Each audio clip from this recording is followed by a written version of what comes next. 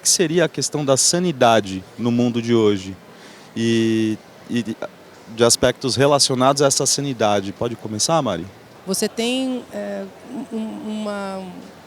uma explicação clínica, né, que eu acho que vocês podem falar isso melhor, mas estar são é estar no presente, para mim. É estar aqui agora sabendo com quem eu estou falando, o que eu estou fazendo, e não achar que eu estou aqui sendo a rainha da Inglaterra e vocês todos são os meus súditos. Aí eu já estaria, se eu não estou atuando, aí eu não estou em sanidade, na verdade. Pegando até o gancho da Mariana, falando de passado, de futuro, de presente, a gente consegue fazer inclusive uma relação com as principais psicopatologias que hoje acometem a população mundial.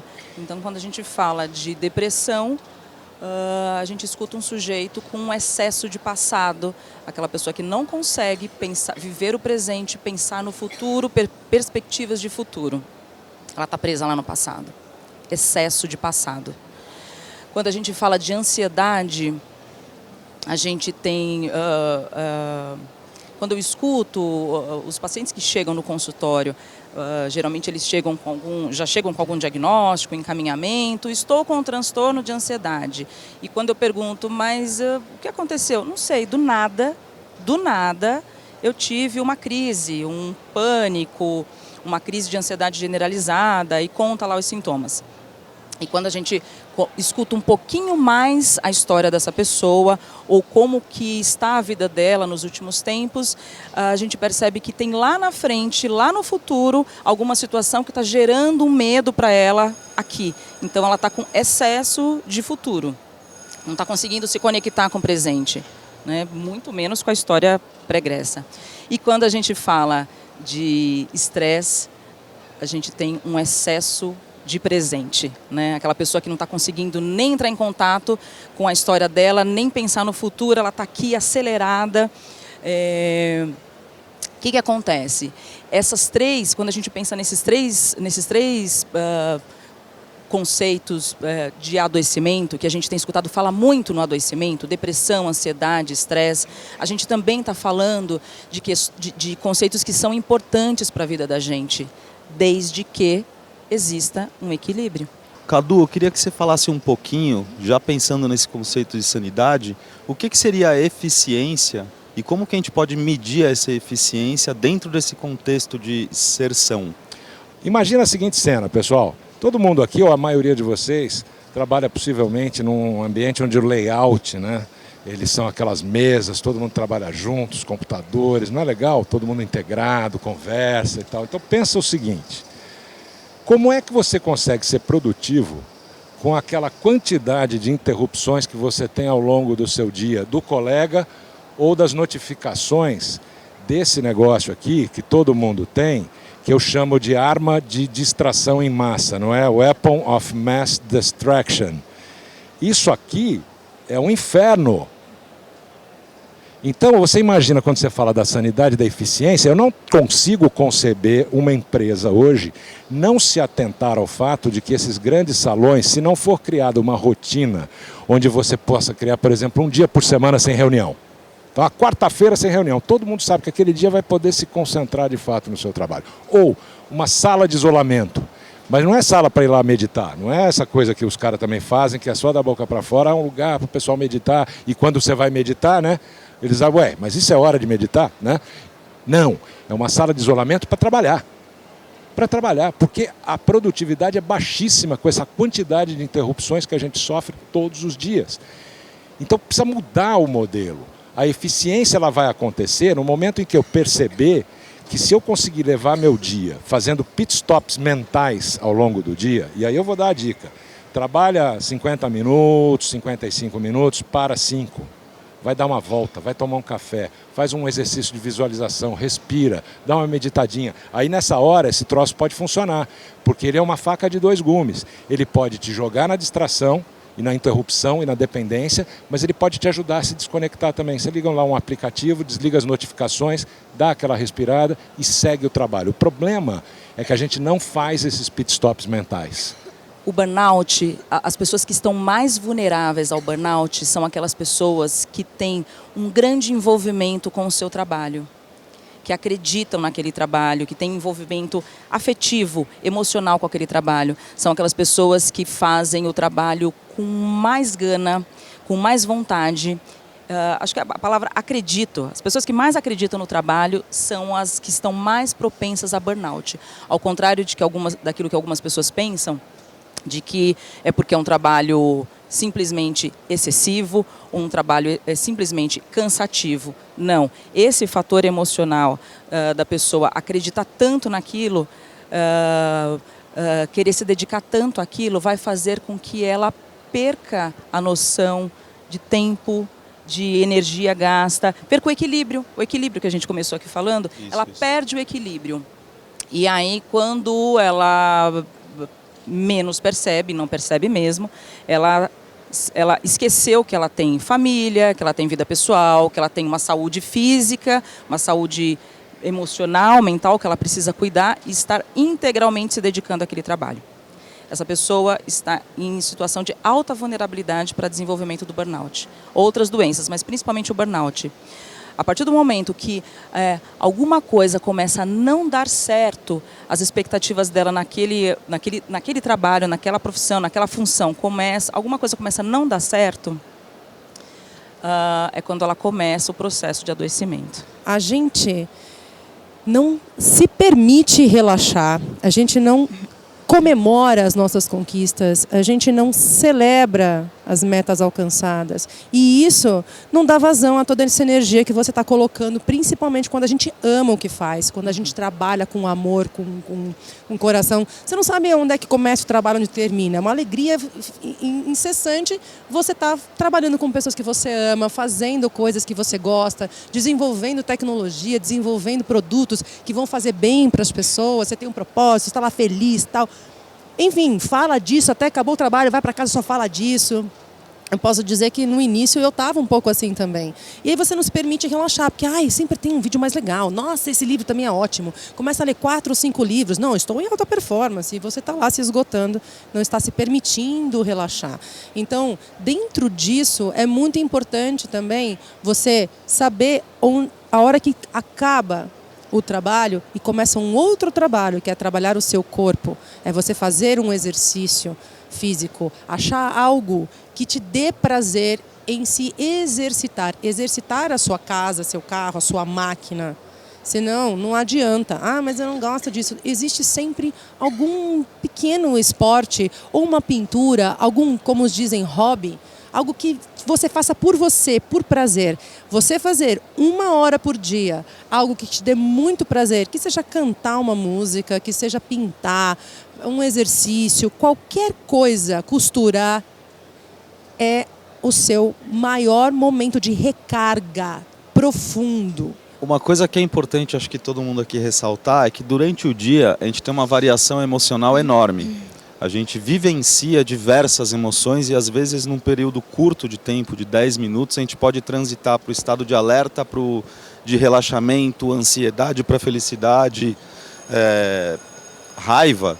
Né? Acho que a gente, principalmente quem mora em São Paulo e pega o trânsito diariamente, a gente consegue visualizar bem essa transição de emoções. E daí que vem, em excesso, quando não discriminado, uma confusão entre aquilo que você está sentindo e aquilo que de fato é uma doença. E é de suma importância a gente entender a diferença entre adoecimento, saúde e quando a gente fala de depressão, o que é depressão, o que é apenas uma tristeza, porque a gente não cai no perigo de negligenciar quando existe de fato um adoecimento e nem de sair achando que qualquer tristeza é uma doença, né? Como eu falei lá no começo, a tristeza, pensar no passado, entrar em contato com a sua tristeza, com a sua história, isso faz parte, tem que fazer parte da vida da gente, né? É dali que a gente tira soluções, é dali que a gente tira novos caminhos, até para construir novas histórias e não ter de novo os problemas que levaram a gente para o adoecimento. Ninguém acorda um dia depressivo, deprimido, com transtorno de depressão ou com qualquer outro transtorno. Toda doença tem uma história, né? Então, quando a gente pensa nessa moça, quando a gente pensa em tudo que a gente falou aqui hoje, né, no esgotamento, excesso de estresse, excesso de ansiedade, excesso de depressão, uma semana, um dia, 2, 10, 1000. Uma hora essa pessoa ia pifar. Ela ia chegar no ponto que eu gosto da poesia do Arnaldo Antunes para falar da depressão. Socorro, eu não estou sentindo nada. Nem medo, nem calor, nem fogo, nem vontade de chorar, nem de rir. Essa música inteira, essa letra inteira do Arnaldo Antunes, ela para mim, é a que melhor ilustra o que é a depressão. É nada. É o vazio. É um vazio que dói na alma, vazio que dói, algumas pessoas inclusive relatam, dói, é dor física. Né? E é uma dor física que eu fico imaginando como amputação de um membro, porque essa pessoa, quando ela está adoecida, quando existe um transtorno é aquilo que transtorna. Né? Ela já não consegue mais levar a vida dela, ela já não consegue mais seguir a rotina dela, ela já não consegue mais ver cor, é nada. Né? É vazio, é uma dor de vazio. Isso é depressão. Nós fomos ensinados ou não fomos ensinados a construir e a nutrir relações humanas verdadeiras. Tudo é aquilo que se espera daquele momento, daquela idade que você tem, não pode chorar, não pode isso, não pode aquilo.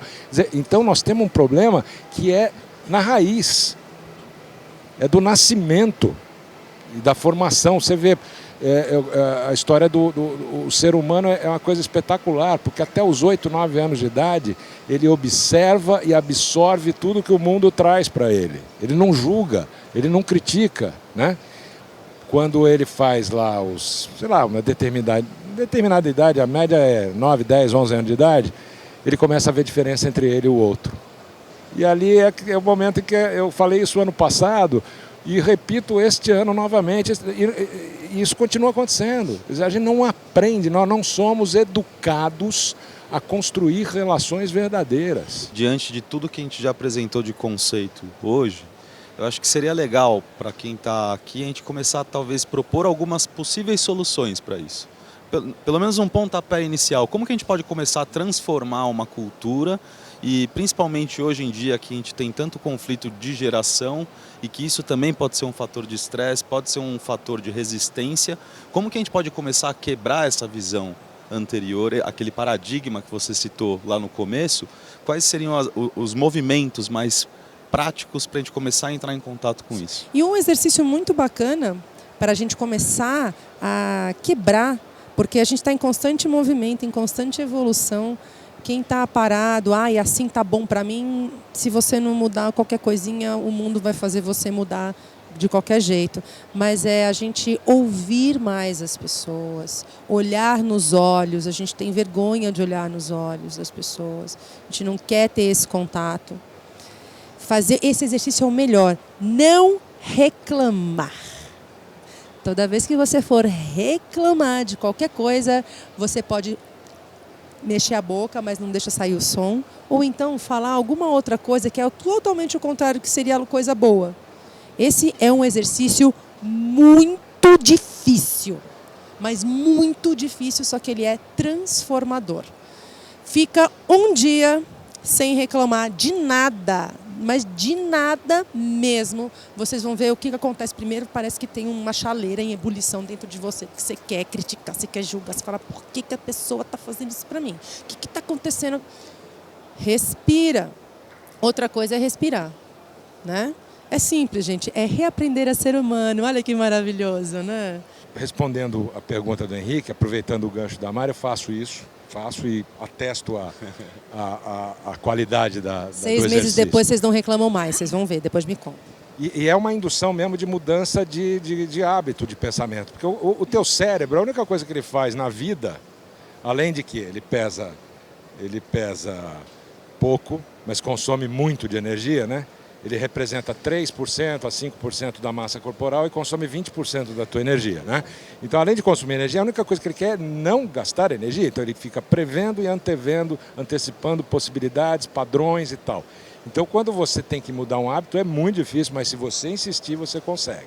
Então, o exercício dentro da linha do que o Henrique perguntou, que eu proponho sempre, primeiro, crie rituais ou práticas. Tem gente que não gosta de chamar de ritual, pode chamar de prática.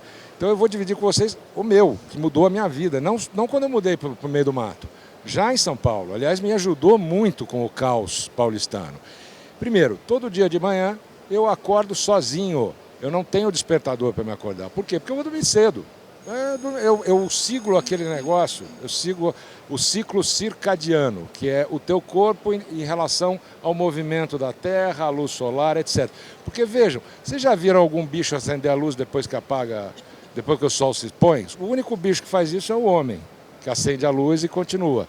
Então, não estou exagerando, tá? Eu faço isso hoje, mas eu durmo com as galinhas. Mas quando eu estava em São Paulo, não.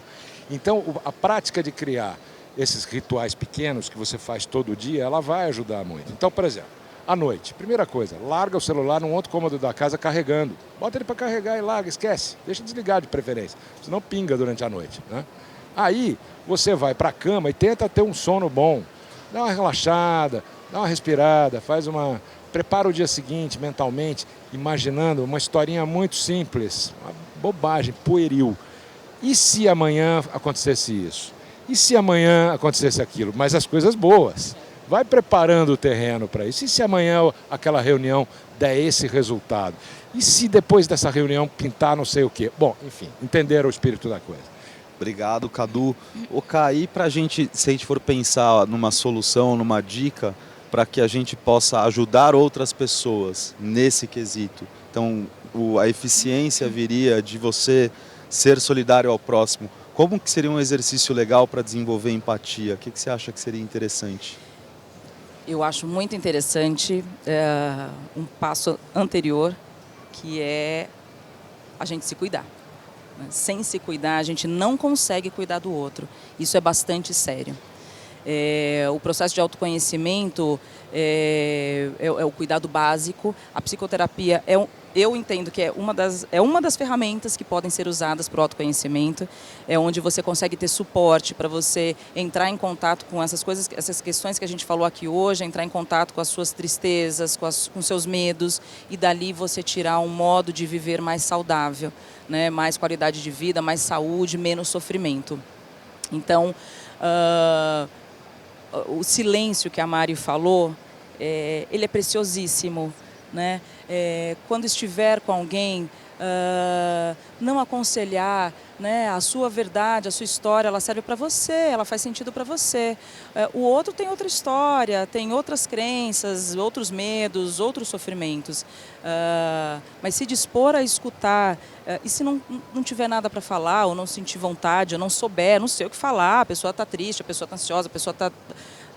Fique em silêncio, né? Se ofereça ali simplesmente para ouvir, para estar junto, para estar do lado, né? Eu fico aqui, se você quiser falar alguma coisa, eu estou aqui, né? Mas antes de tudo, gente, cuidem-se.